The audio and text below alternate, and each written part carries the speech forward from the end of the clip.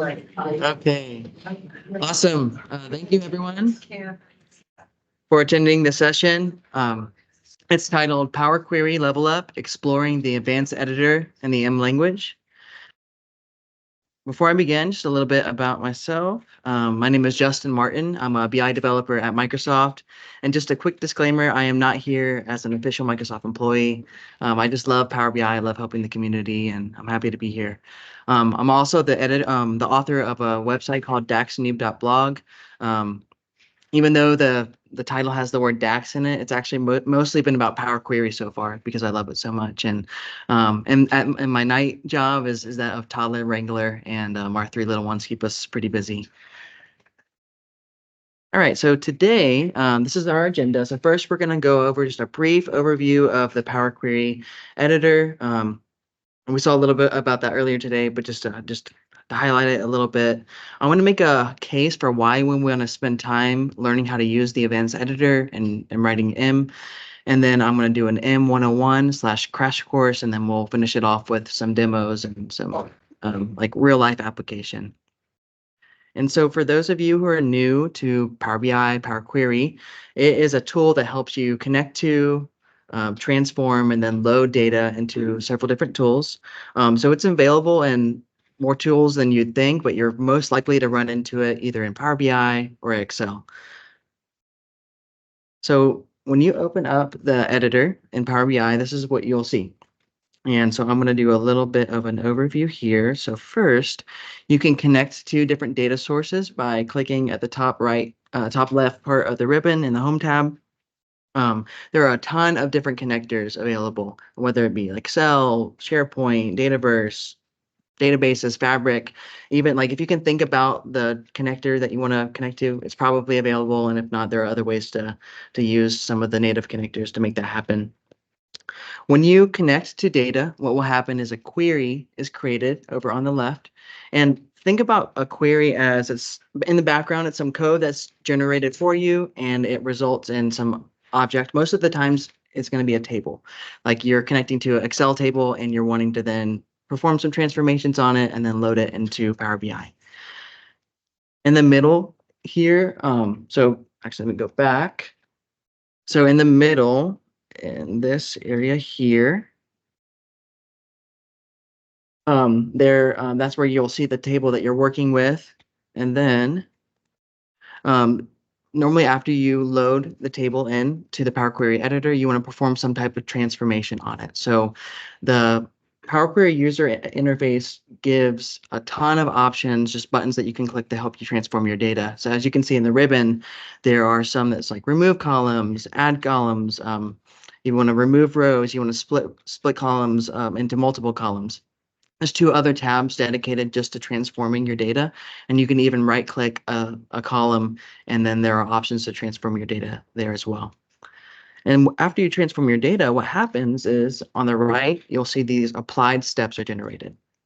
And applied steps are these, like, think about them as like almost like little macros that you've applied, little transformations that you applied to your query.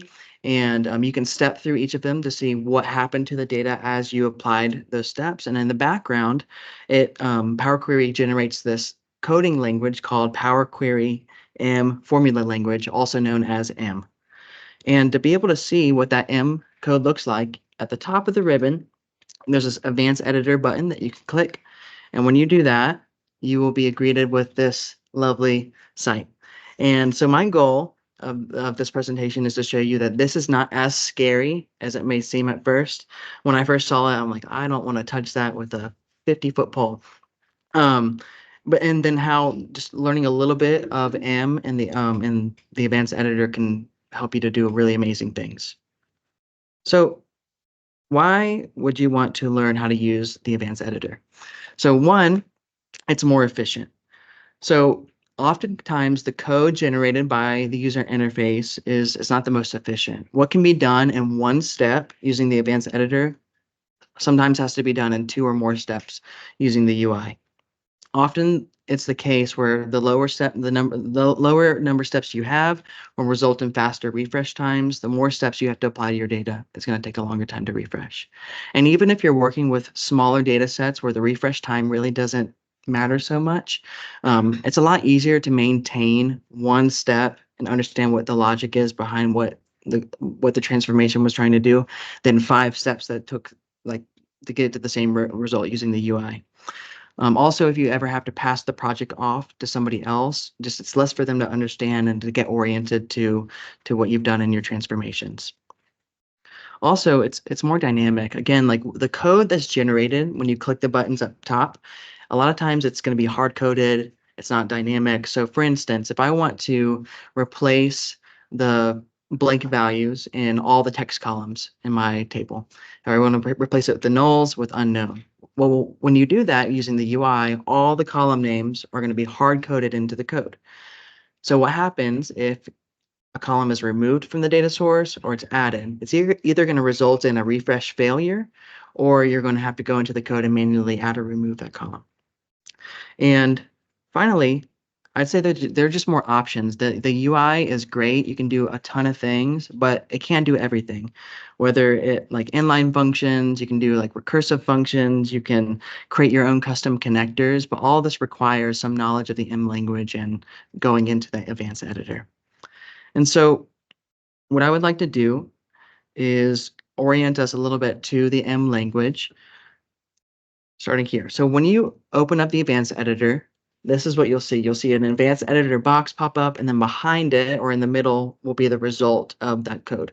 And for the sake of readability, let's zoom in here. So on the right, you'll see the advanced editor, and on the left, you'll see the results of that query. And you don't need the fancy let and end statements. You don't need all those variables. A valid M expression is just saying hello world wrapped in quotes, and it returns a string hello world.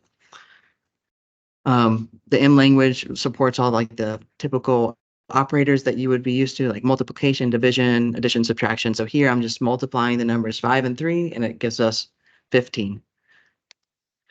There's a ton of functions that are available. Most of the time when you are working with the UI and you're clicking different buttons, it's generating some type of function that's transforming your data. Here you can see that this text.upper function, you pass in a string, hello world, and then it returns on the left hello world in uppercase. Most of the transformations that you perform using the user interface work with what's called a table function. You pass in a table and you do some transformation on that table. But there are a ton of other different types of functions, whether it be strings, dates, lists, records, tables, and a lot more.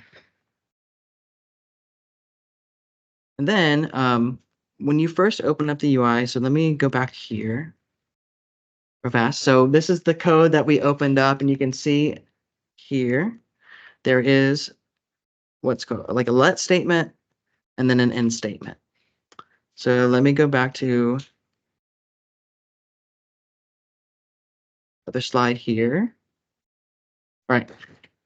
Let, I like to think about it as let these variables equal these results. So we're storing different variables and we're saying A is equal to hello, B is equal to world, C is hi, D is the result of A plus a space plus B. And then the N is what you want to be returned, or what, like whether it's a table, and in this case it's a string. A quick note on the way that Power Query, one of the features of Power Query is that it uses what's called lazy evaluation. And so it says, all right, what do I need to return D? And so it will look at the definition of D, which is A with a space and B. And then it says, okay, what's A and what's B? It gets hello, world, and then it can finally return everything. Since C was never referenced in the definition of D, it's not going to be evaluated at runtime. So it's not going to slow down your queries. It'll be just as fast as if it was or wasn't there. So that it's really helpful for storing maybe test variables. If you're playing with your code, it's not going to slow things down. And you can, yeah, kind of have different, just Power Query will try to optimize everything for you. All right, and then the last thing I just wanted to touch on is custom functions. So just like Power Query can have like strings, it can have dates, tables, lists. It can also contain what's called a function. And a function, think about it as a little snippet of code that you can reuse in other parts of your code.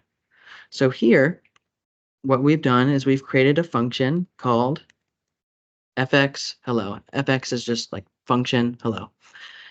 And the main thing that will like help you to see that you're working with a function is this symbol right here. So equal sign greater than sign. It's like a little arrow. And then you need these brackets. And so in the brackets, you can say, hey, I want to pass in a parameter called name, and it's a text, and I want to return a text. And then the result of that will be here.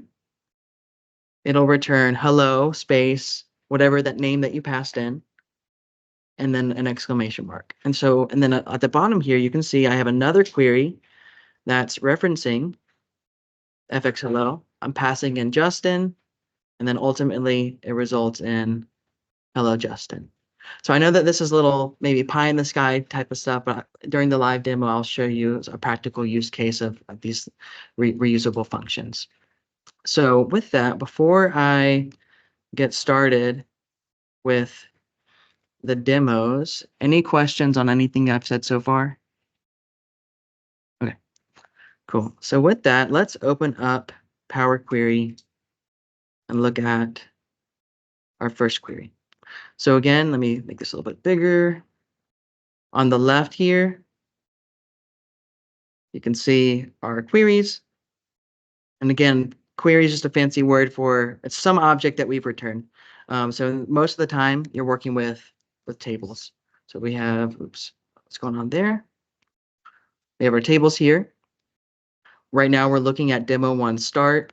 That's what we see here in the middle. It's a table. Up top, you can do all your transformations that you might want to do. And then on the right here, we have our applied steps. So just to show you a little bit, so this transformation tab, make this a little bit bigger. You can see like replacing values, we can rename columns, we can format the values, we can do some really cool math stuff, we can do time intelligence. There's a ton of options in the user interface for you to explore. All right, so what I want to do now is I want to open up the advanced editor in the Home tab. Just resize this, make it a little bit bigger for us to look at, and make some observations about what we see. So if you'll notice,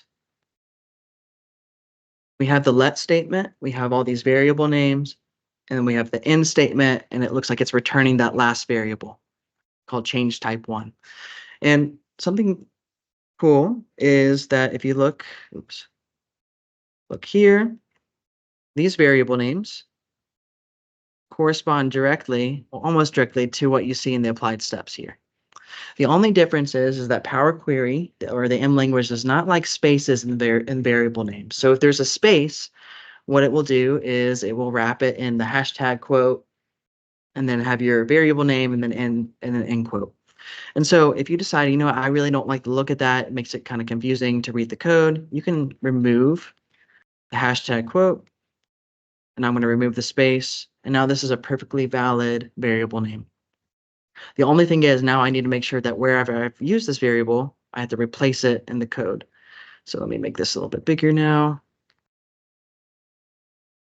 I'm using it in this next step, promote headers, and I just need to click there and click done. And same transformations happened, same exact logic. We just renamed the variable to make it look a little bit easier to read. And here in the applied steps, you can see it now says promoted headers without a space. All right. So one thing to note too, Power Query will start off with like the code will generate everything formatted in this way. You can see the let statement, there is the line breaks with indentation, but there's actually no functionality gained from the way that things are formatted, unlike some other languages. So technically, all of this can be in one line. Let's say I put the end statement up here, and I put change type up here. So I can do that if I click done, same exact transformations. It's just now impossible to read and to work with. So what I recommend doing is formatting your code. There's a website called powerqueryformatter.com. I have it linked at the end of the slides, and you can just copy and paste your code into it, and it will spit out a formatted version for you.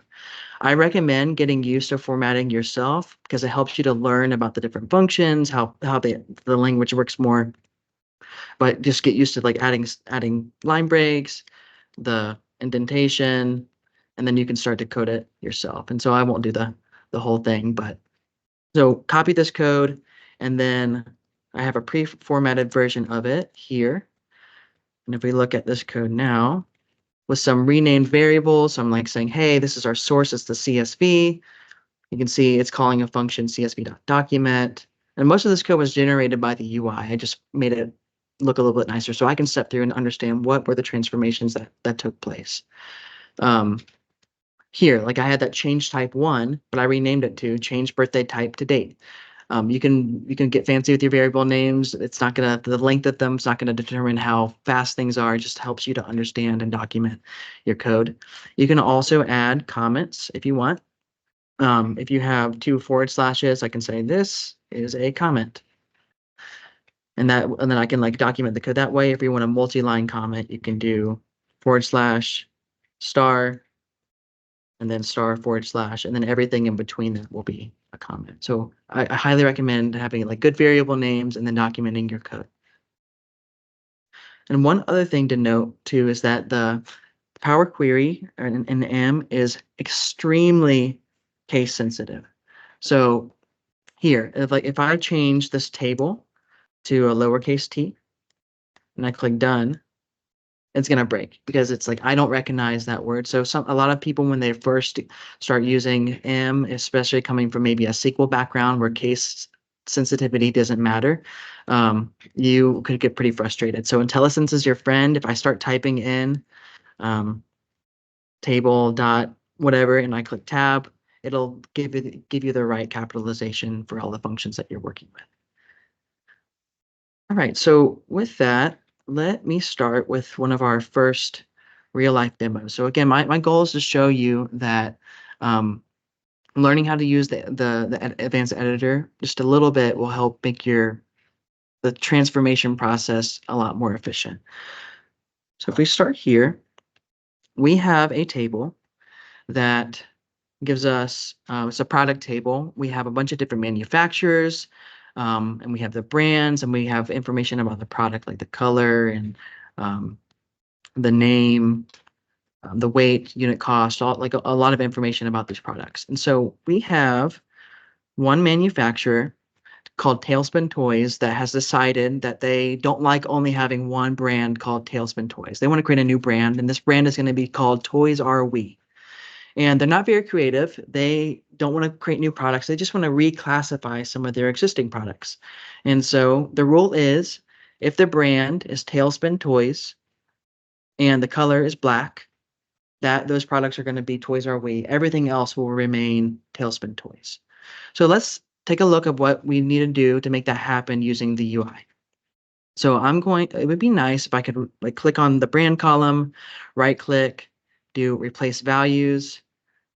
But unfortunately, replace values using the UI only gives you the ability to replace one value with another value. I can't do it conditionally based on 2 different columns. I can't use the color column to help me with that. So it looks like we're not going to be able to do that right now. So it would also be nice to be able to click add column, create a new brand column, and then remove the old one using this conditional column. But again, if I type like new brand, I'm getting excited about the UI, but again, it's not going to let me do it conditionally based on 2 columns. I can only say where the brand is this or this or this. I can't say where the brand is Tailspin Toys and the color is black.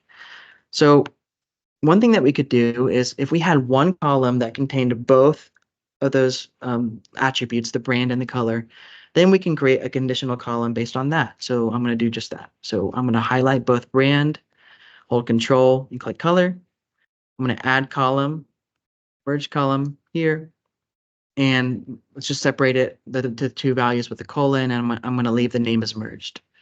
So we'll do that here. And now there's this new column that was created called merged, and it gives me what I need, right? Tailspin Toys, and then the color. So I'm going to now create that conditional column based on the merge column. So I'm going to call it new brand. Let me make this a little bit bigger. New brand. And I'm going to say we're merged is equal to tailspin toys and black. We want to return toys are we, else we want to get whatever's in the brand. So the UI is very helpful. It helps us to create all this behind the scenes without knowing like all the M and the code behind it. And so now it looks like we got what we wanted, right? So we have Tailspin Toys where the brand is Tailspin Toys and it's not black, and then where the color is black, it says Toys Are We. If I scroll down some of the other brands, you can see it just remains as like Contoso. So now we just need to do some cleanup. We can remove the merged column and the old brand. I'm going to click, right click, remove. And then, oops, didn't remove that one. Great. And now I can just rename this to brand and then change the data type to text because it's kind of like that unclassified data type. And so now we were able to get the result that we wanted. The brand column has the new classification of brand based on Toys R We, based on the brand and the color. But if we look here, so we started off with only having 3 applied steps, and now we have 5 applied steps. So let's see if we can make it a little bit more efficient. So what I'm going to do now is I'm going to remove these steps, and I'm going to show you the custom column feature here. We actually saw this this morning, a little demo of that. But what I like to think about the custom column functionality is it's like M on training wheels. So you're writing M, but then Power Query will write the rest of the M for you to make it work. So I'm going to create a custom column. So instead of having to create the merge column, the custom column will allow us to do that conditional logic based on the brand and the color. So I'm going to say new brand here.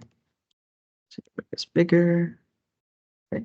And so I'm going to say if the brand is equal to tailspin toys, and the color is equal to black, then we want Toys Are We, else we just want the brand.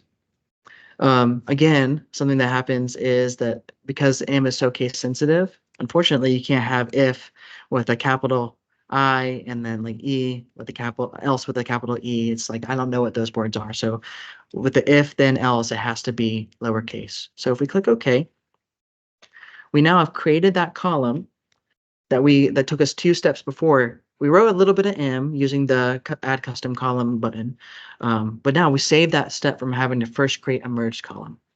And I want to note something real fast. So if you look at, open this dialog back up. Oops, first I'm going to open up the formula bar up here.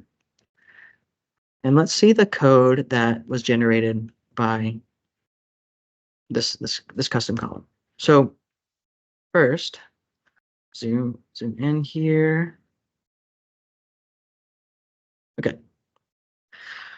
So if you notice, it generated a table.add column. So again, it's a table function. We're performing some type of transformation on a table. Here is the previous step that we had. So change type. It's over here.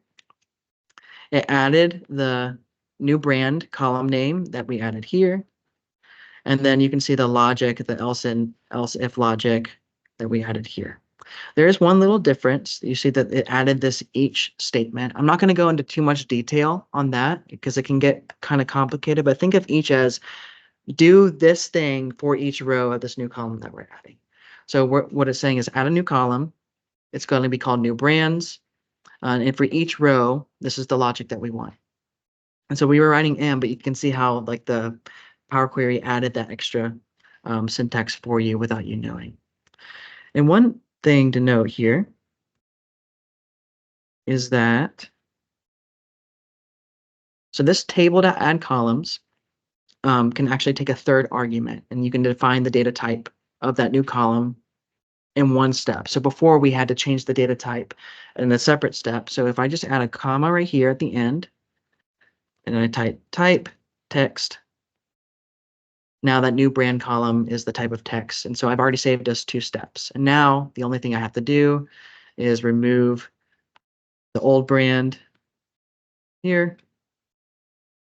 And then I'm going to call this brand. And now we were able to achieve the same result, but in 3 steps instead of 5. All right, so actually, let me stop there. Is there any questions about anything I've shown? Cool.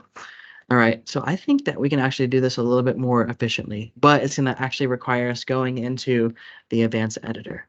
So first, let's go back to the first thing that we tried, and I'm going to highlight brand, and then I'm going to try to replace the values. So because I know that behind the scenes, all those buttons that I click are generating code in the background. I want to see what happens, what code's generated when I try to replace test with testing, just to see. And it looks like it creates this table.replace value. There's a previous, it's the previous step or a table that we're trying to transform. Here's the old value. Here's the new value. It's saying, all right, we're replacing the text, and we're replacing that text on the brand column. So let me go first into the advanced editor now. Go to the home tab, advanced editor. So again, one thing that I really recommend doing is formatting your code. So I'm going to format this. So just add some indentation here. Right. Cool. So I click done just to show you again, it's the same exact transformations, but it's just easier to read now. And so I know, again, like this is something that you like as you get more into M, you'll learn like how the different functions work. But I know that I can use that special each statement. So if I say instead of just replacing test, I want to replace each brand.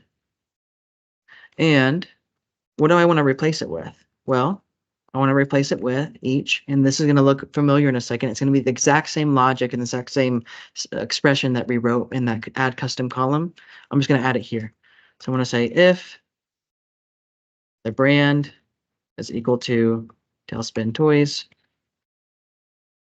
and the color is equal to black, then I want Tailspin Toys. Sorry, Toys Are We. Toys Are We. Else, I just want the brand. So again, the way that I'm structuring like the indentation is just all personal preference. This is the way that my brain thinks when I'm writing if then statements. So I know that everything that's indented underneath the if falls within that if statement. But again, all this can be on one line. So just finding something that works for you is what's important, and being consistent with it. I can also change the variable name just so that it makes sense in the future. So I can say replace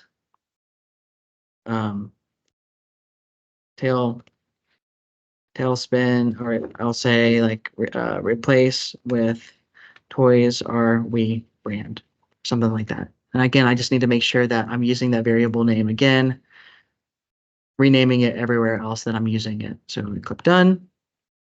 And if we look here, we are now able to achieve the exact same result that it took us 5 steps originally in 1 step now. Again, it's going to take you time learning how to use the language, but hopefully this shows that like this is a lot more efficient in terms of like the steps that need to take place to do some transformations. So let me go back. Sorry. The most likely the refresh time will be faster. And if I gave this to somebody else now, this is going to make a lot more sense to them when they're looking at the code than the 5 steps that we had before. And so I have one more demo, but before I go on, so again, any questions on that? All right.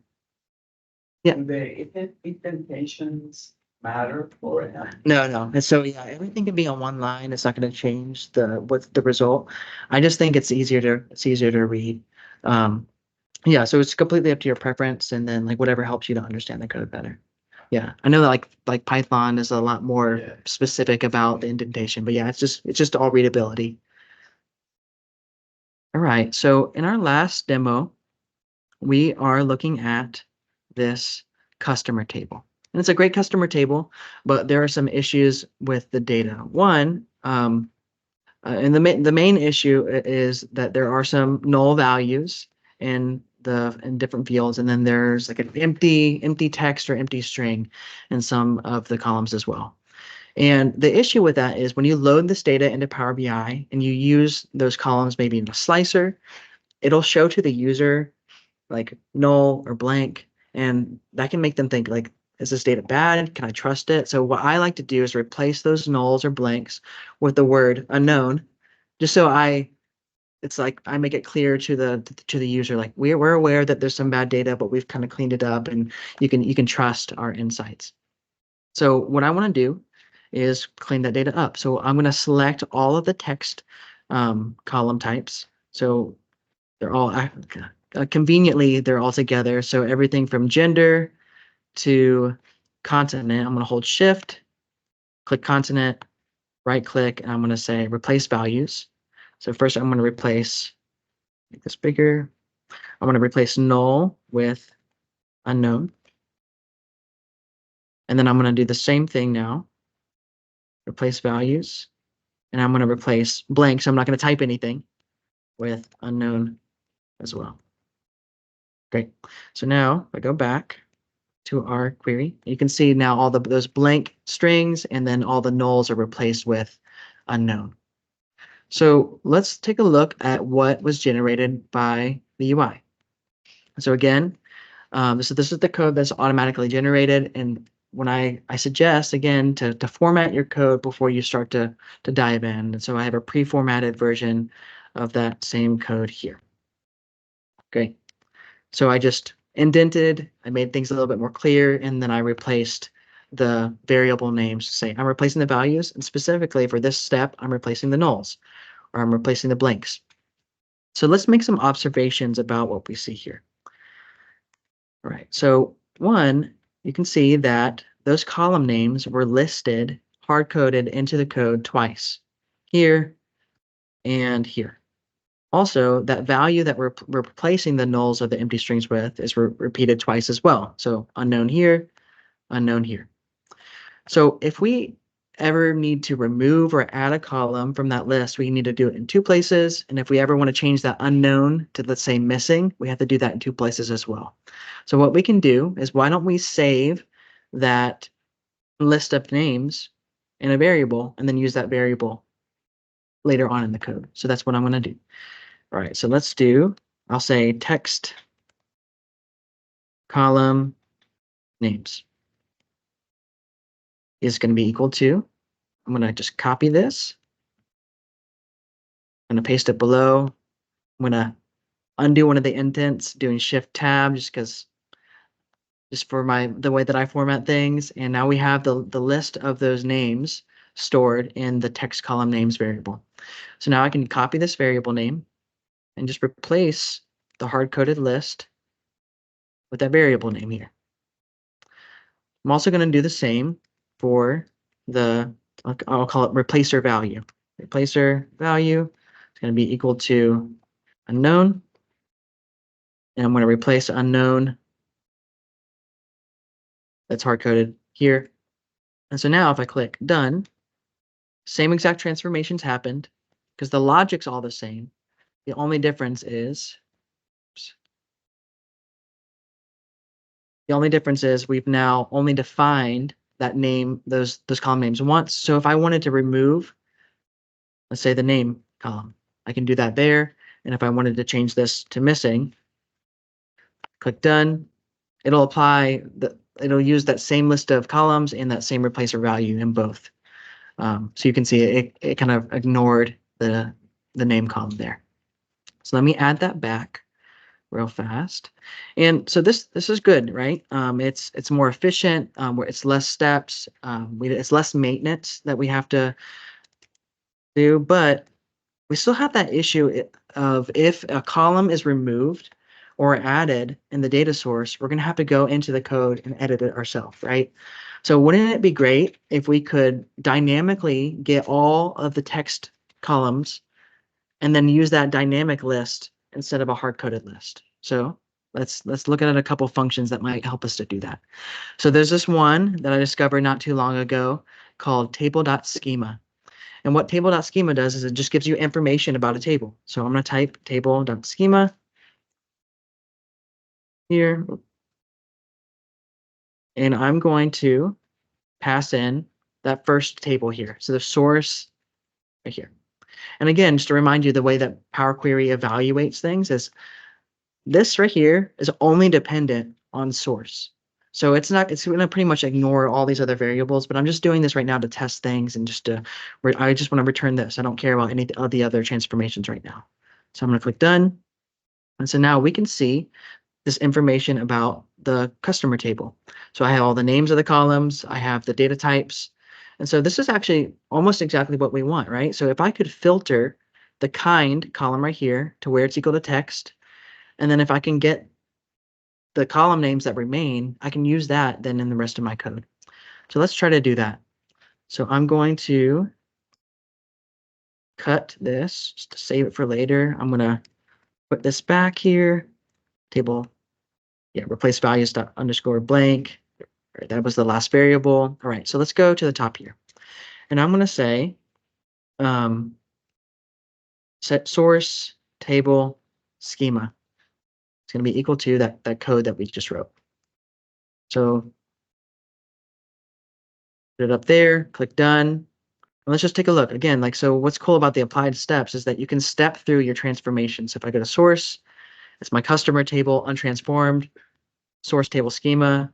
Now it's giving me that the schema of that source. And so let's actually let the UI help us a little bit, because maybe you don't know how to write the M code, but the UI does.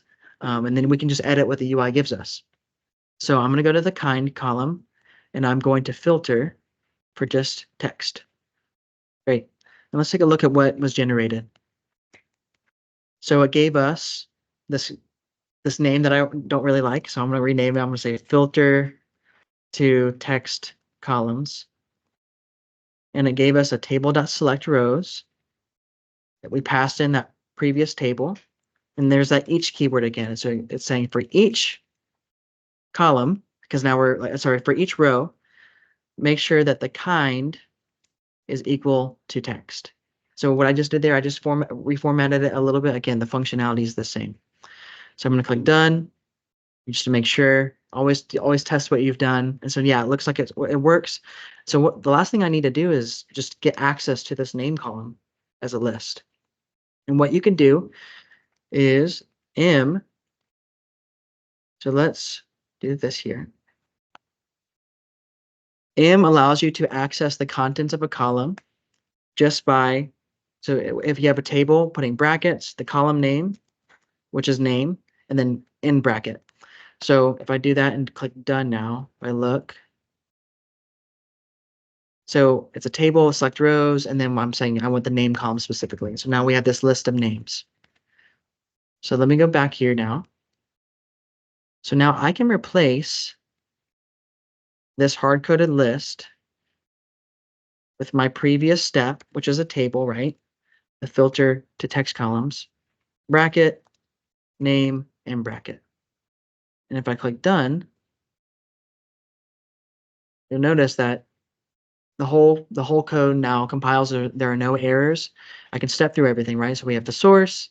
Here's the schema, filtering down the text. Now I have the list of columns that are text, and then I have my replacer value, and then it's applying table.replace value using the replacer value and then the columns that we stored. So now if a column is removed or added, the code will just work. There's no maintenance for you to do. So much more efficient, it's much more dynamic.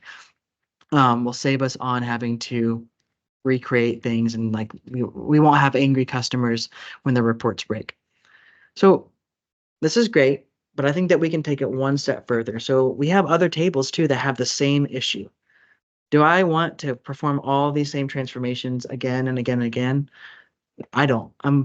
I think the guy in the cubes, people say like, we're not lazy, we're just efficient. So what I want to do is I want to take the logic of these transformations and I want to create a custom function so I can reuse it in other queries. So if you remember at the beginning, the first thing that we would need to do is just at the top here, I'm going to put those little brackets and I'm going to do equal sign and greater than sign. And so right now we have a function. We're not passing any parameters in, but it's a function. So what I'm going to do is I'm going to indent everything underneath here. And I want to, instead of it being based on the customer table, I want to be able to pass in a table. So I'm going to call it table to transform. It can be whatever you want and as a table. And what do I want to return? Well, I want a transform version of that table. So I'm going to say as a table. And so now, instead of referencing customer, I can just reference table to transform. And actually, since source just equals table to transform, I really don't need this. And I can just replace table to transform with wherever source was used in the code. So there and there. So now I click done. And it will give you this new looking interface. And so here's our function. Here's the symbol right here to the left. You see the FX. It has our old query name, but then here it's a function table to transform as table returns a table. So I'm going to rename this. I like having all my functions called FX and then whatever I want. So I'm going to say FX clean table. All right, and so now I can test this function by passing in.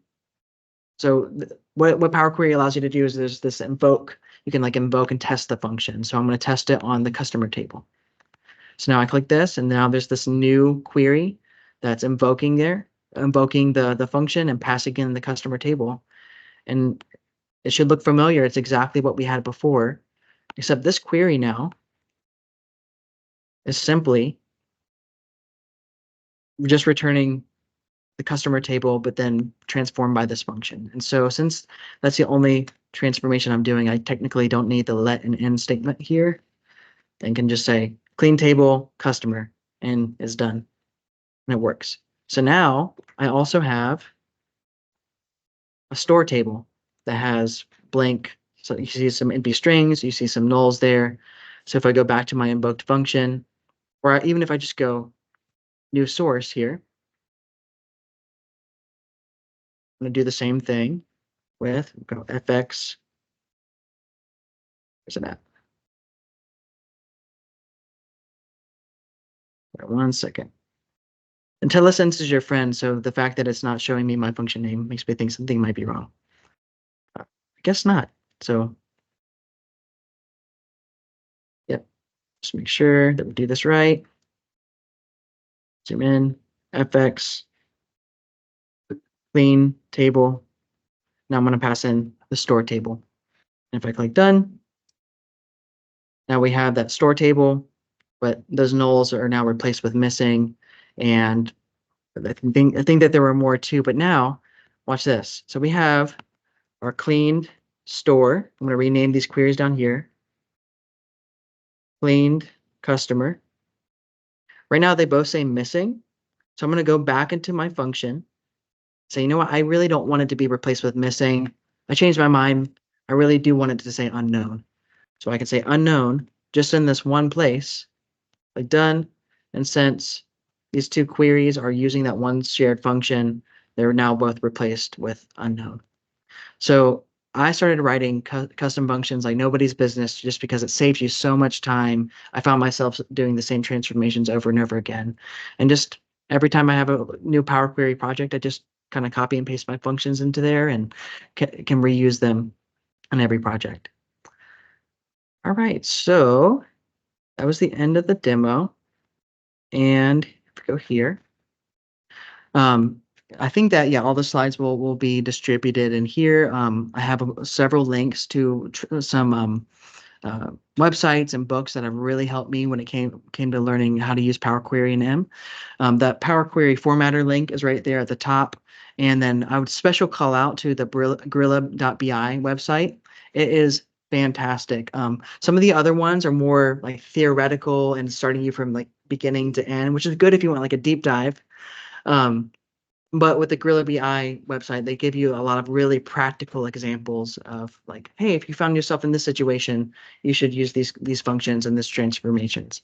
Um, and yeah, and then this last one too, there's a book coming out in May 2024. I am not an author of the book. I have no like affiliate link or anything, but it's written by partially by the Gorilla BI author and then some other really good Power BI and specifically Power Query like experts in the industry.